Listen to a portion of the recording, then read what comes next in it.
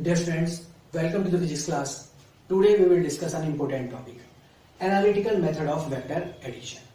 Okay, if two vectors acting on a particle at the same time represents the adjacent sides of the parallelogram, then the resultant vector represents the diagonal of the parallelogram drawing from the same point.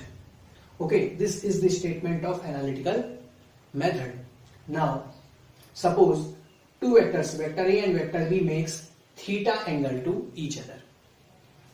Okay, now let's do some construction. Draw a dotted line from point S parallel to vector A and draw a line from point P parallel to vector B. These two dotted lines intersect at point Q. Okay, then draw a line from O to Q, which will be the resultant of two vectors, and suppose it makes alpha angle to vector A. Okay, now here PQ have same length as of vector B. Okay, PQ line have same length as of vector B.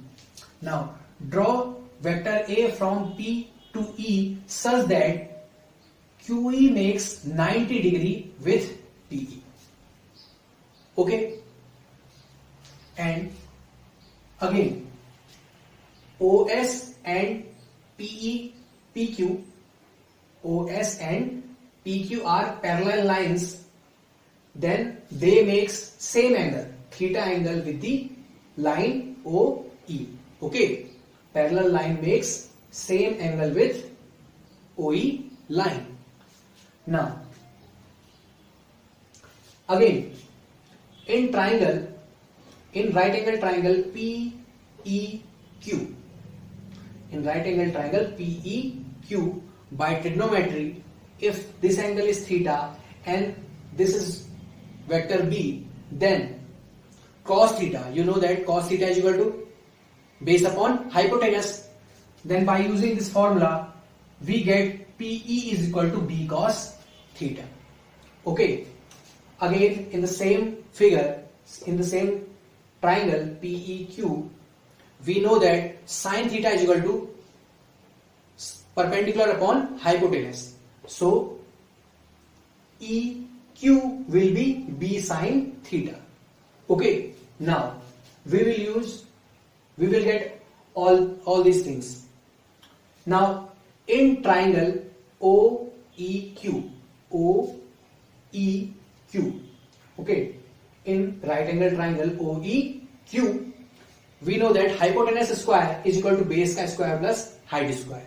Okay, hypotenuse square, OQ square is equal to OE square plus EQ square. Okay, OE square plus QE square. Now we can write OE as OP plus PE. Okay, OE, we can write OE as OP plus PE. Now we know the formula A plus B ka whole square is equal to A square plus B square plus 2AB. Then it will be OP square plus PE square plus 2 into OP into PE. Now just put the values. OP from figure, OP is equal to A, then A square. Now in figure, PE is B cos theta from figure, then we get B square cos square theta. Again OP is equal to A, PE is equal to B cos theta, QE is equal to B sin theta. Then we put all these values. Okay, we get A square plus B square cos square theta plus 2AB cos theta plus B square sin square theta. Okay, write B square sin square theta with B square cos square theta. We get A square plus B square cos square theta. Take this from here to here, B square sin square theta plus 2AB cos theta. Just arrange these two things. Okay, now B square cos square theta plus B square sin square theta. Take B square common, then we get A square plus B square in bracket cos square theta plus sin square theta. we know that cos square theta plus sin square theta is equal to 1. Then we get a square plus b square plus 2ab cos theta. Okay, 2ab cos theta. Now, from figure OQ is equal to R, so we get R square is equal to a square plus b square plus 2ab cos theta. Then the value of R will be under root a square plus b square plus 2ab cos theta. This is the magnitude of the resultant vector. Okay, this is the magnitude of the resultant vector. Now, we have to find out the direction of resultant R. Okay. Now again from figure, in triangle OEQ, tan alpha is equal to QE upon OE. Okay, tan alpha is equal to perpendicular upon base, QE upon OE. Again we write OE as OP plus PE.